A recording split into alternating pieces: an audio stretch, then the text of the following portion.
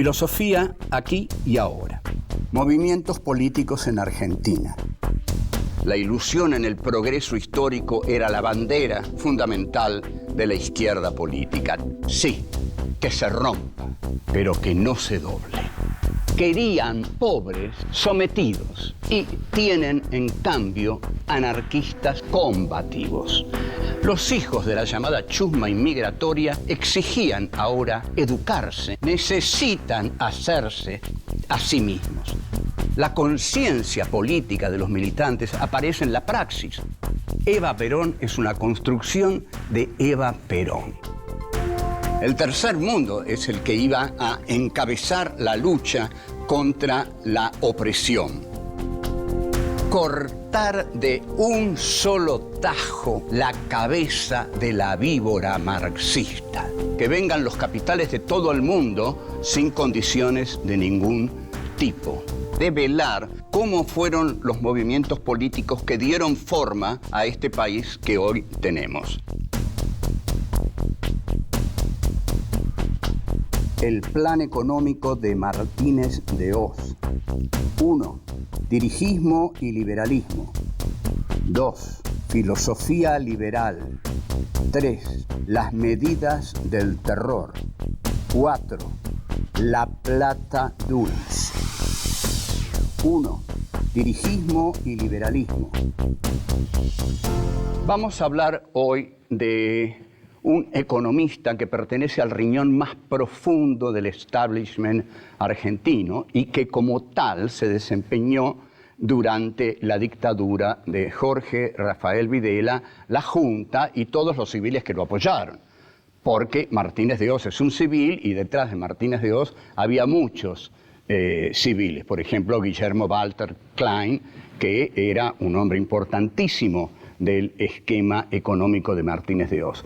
¿Qué es lo que se propone Martínez de Hoz? Bueno, lo que intentaron proponerse todos desde la caída de Perón. El gobierno de Perón era un gobierno intervencionista de Estado y el Estado intervenía en el mercado. Hasta tal punto intervenía que Perón crea el IAPI, Instituto Argentino del Intercambio, que es el encargado de comercializar los granos y los ganados y no la agricultura y la ganadería, los popes, los dueños, los reyes de los campos y de las vacas argentinas.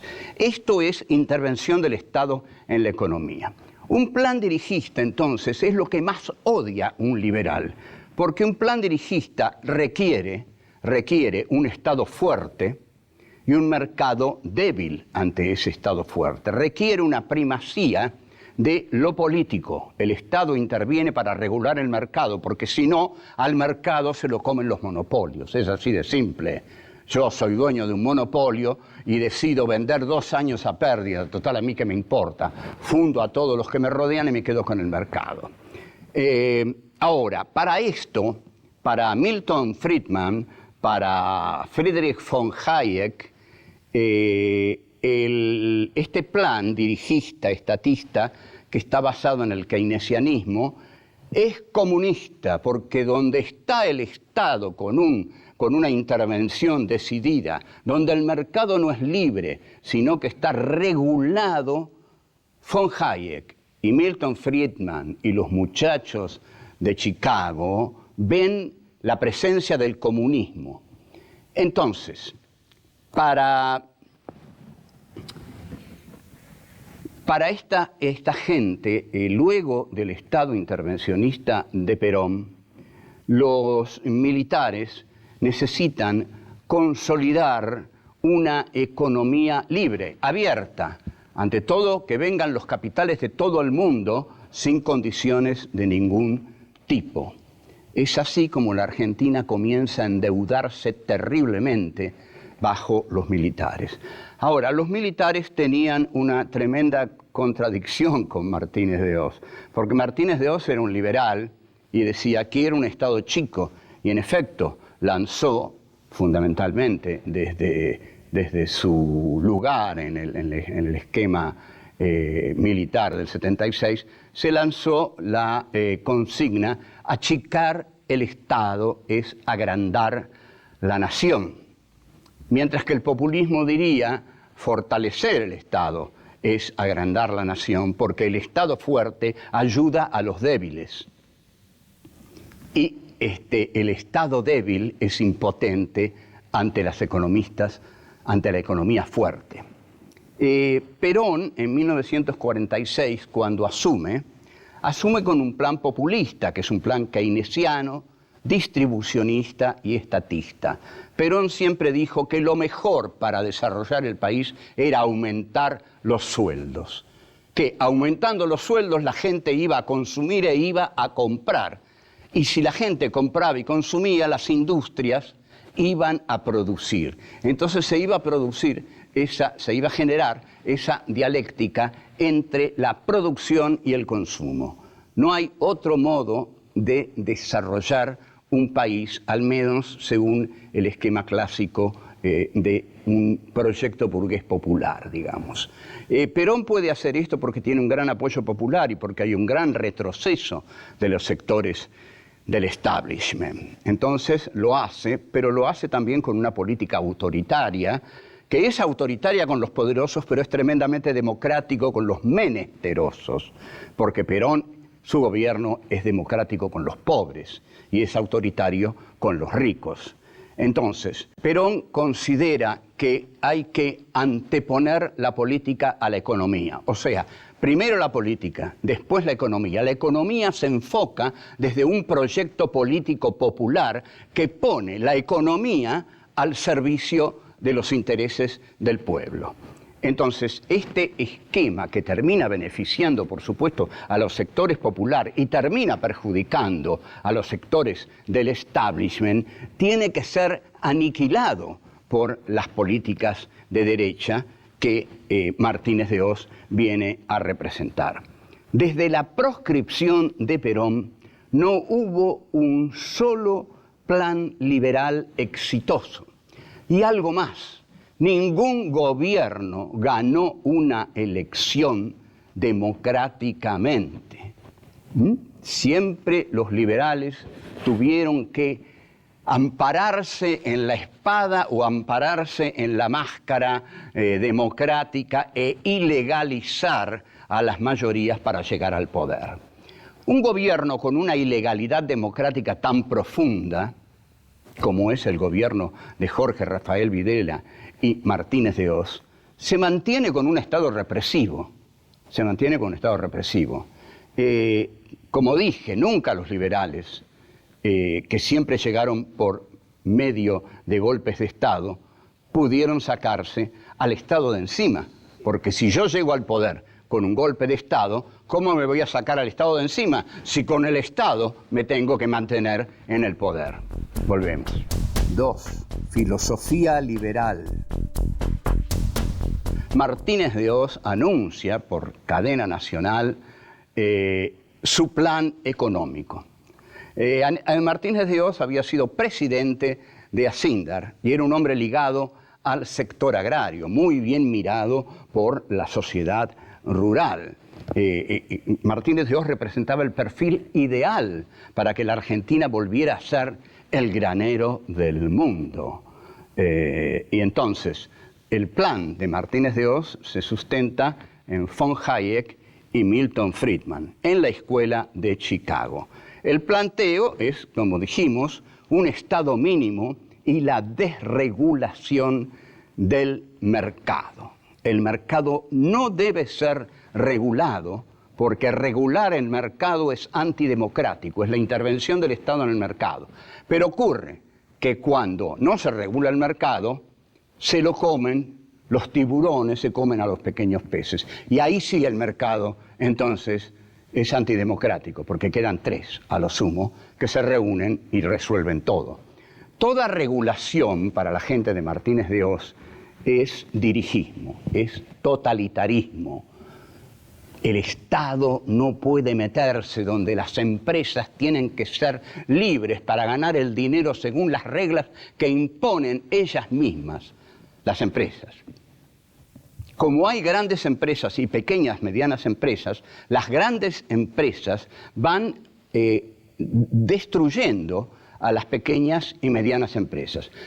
Las destruyen ya incorporándolas al grupo monopólico o mandándolas a la quiebra. Martínez de Hoz entonces crea una consigna que, como dije, es achicar el Estado, es agrandar la nación, que podría ser reformulada como achicar el Estado es agrandar nuestra tasa de ganancias. Eso es lo que están diciendo. Este es el programa típico de la derecha que no quiere ser molestada por el Estado. El Estado es el enemigo de la contradicción del libre mercado. Ahora, hay una contradicción para Martínez de Hoz, que es, en última instancia, un importante vasallo de los militares del 76. ¿Cómo los militares van a achicar tanto el Estado si con el Estado necesitan el Estado para reprimir no solo el descontento social, sino para reprimir a todo aquel que piensa distinto al régimen establecido? Este esquema tan abarcativo de la inclusión de casi todo el país en eso que llamaban la subversión llenó de terror a casi todos los ciudadanos. El liberalismo, a través de esta etapa del 55 al 73, llega al gobierno las veces que llega con votos del peronismo o con exclusión del peronismo. Entonces Borges solía decir que la democracia era un vicio de la estadística. Una frase brillante, bien de Borges, que era un hombre muy inteligente. La democracia es un vicio de la estadística. Entonces, ¿para qué vamos a caer en la democracia? Si la democracia es una mera estadística, es una forma de apoyar el voto selectivo. Dejemos de lado la estadística y pasemos a la aristocracia electoral, que voten los que tienen derecho por cultura y por tradición.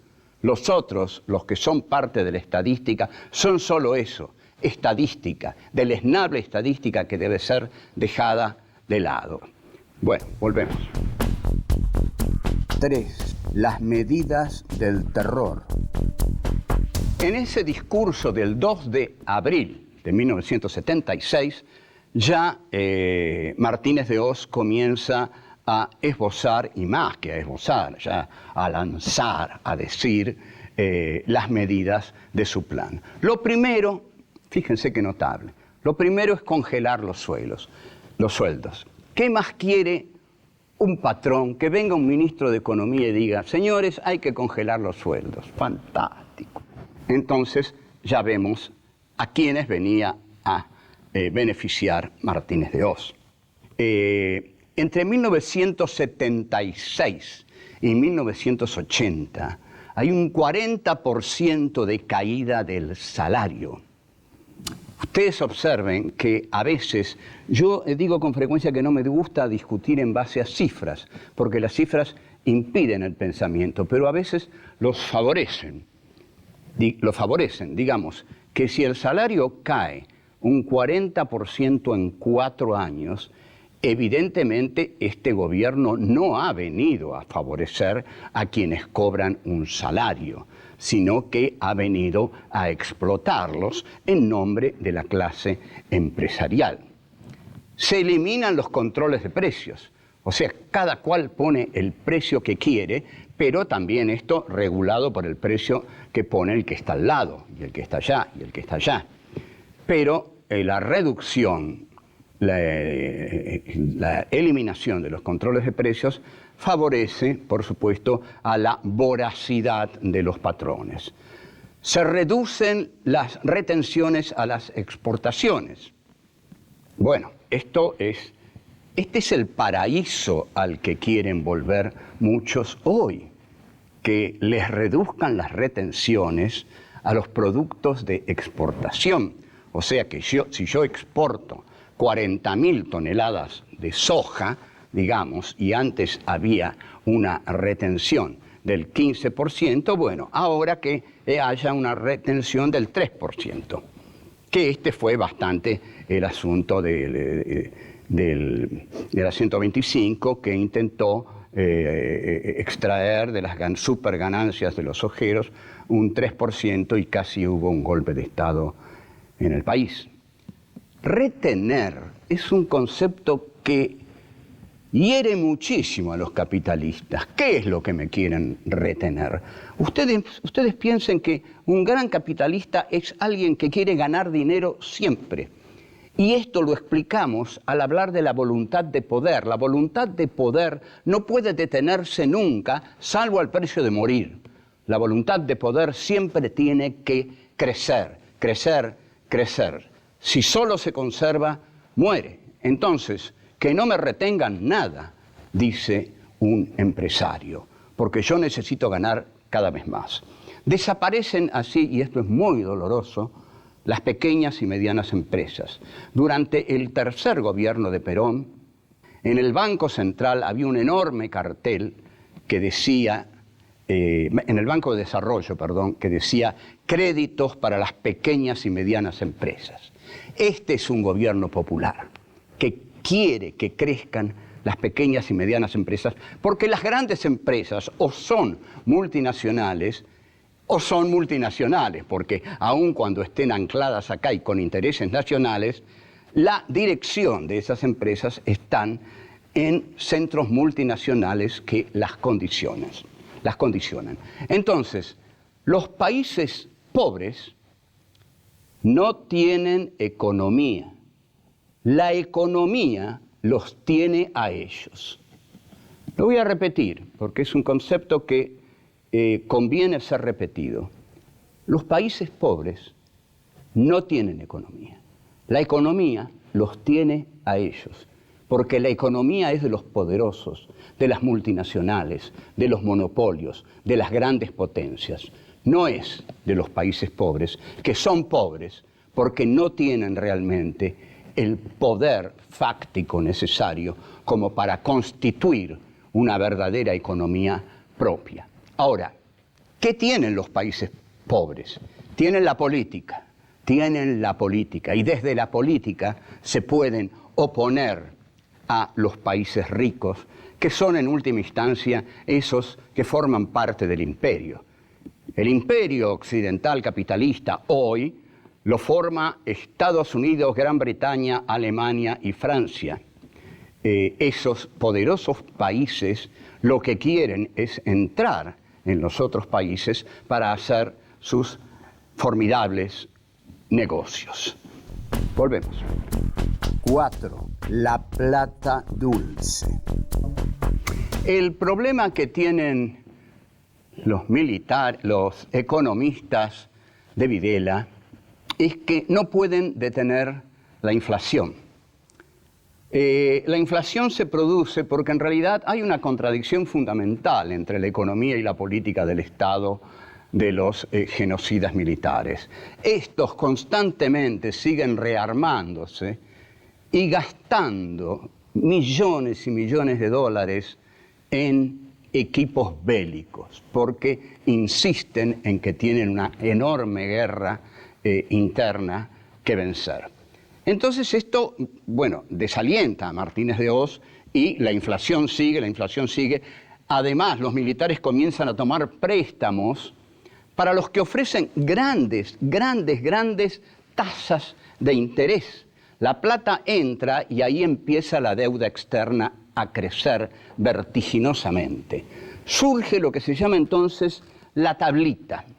La tablita consiste en devaluaciones permanentes para poder bajar la inflación. No es una gran idea. Lo que ocurre entonces, el fenómeno que comienza es que toda la industria nacional se funde, pero que para aquellos que han logrado zafar, aparece un fenómeno maravilloso que Martínez de Hoz más tarde va a reivindicar y decir, gracias a mí, los argentinos pudieron viajar. Y en efecto, los argentinos viajan a Miami sobre todo. Esta es la época de la plata dulce, película que recomiendo del año 82, retrata lo que es la plata dulce. Había mucho dinero, porque entraba mucho dinero, pero no entraba de la producción, sino que entraba de pedir a los inversores extranjeros que hicieran penetrar el dinero en la Argentina, porque la Argentina pagaba tasas excepcionales, más o menos lo que pasa con Menem y los fondos buitres, ¿no? Ahora, uno se pregunta, ¿por qué aquellos que invertían en la Argentina no se preguntaban cómo la Argentina podía pagar tan altas tasas? ¿Había realmente detrás un desarrollo nacional que pudiera pagar tan altas tasas? ¿A dónde iba ese dinero? No se lo preguntaron. Quedaron deslumbrados por las altas tasas y fueron cómplices de esa miserable maniobra financiera, tal como los fondos buitres. Los argentinos, entonces, agobiados por la represión, por el conocimiento que tenían de la existencia de 340 campos de concentración, como ya había habido hasta 1979, lean el libro de Pilar Calveiro, Poder y Desaparición, los argentinos que ya venían motivados por haber ganado el Mundial, entonces con esa alegría ya incorporada viajan a Miami y ahí nace el DM2. Los argentinos, en un país quebrado por la economía y quebrado por la ética, viajan y tienen tanta plata que dicen, me gusta eso, deme 2.